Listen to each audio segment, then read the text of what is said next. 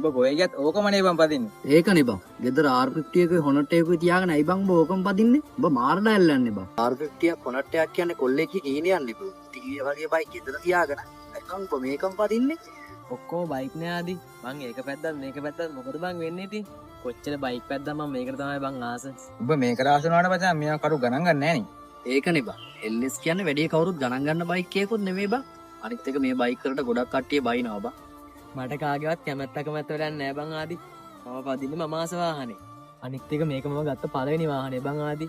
මේ බයික් එක කොහෙවත් මම මග නතර කරලා නෑ. ඔය කට්ටිය කියන ලෙඩ ගොඩවල් ඒත් මේක කවදාවත් මම ලෙඩක් නම් දීලා නෑ. ඒක නම් ඇත්ත තමයි බං. අපිත් දැකලා තියෙනවනේ උඹ අවුරුදු ගානක් මේ බයික් එක පදිනවා. කවදාවත් උඹ මග නතර කරලා නෑ මේ බයික් එක. උඹට කවදාවත් ලෙඩක් දීලා නෑ තමා.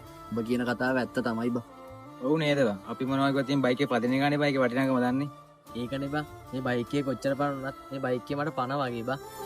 ඔයා පදින වාහනේ මොකක් වුණත් ඒ වාහනේ ලස්සනට පදින්න වටිනාකමෙන් අඩු වුණත් වැඩි වුණත් ඒකත් එක කොල්ලෙක්ගේ හීනයක්.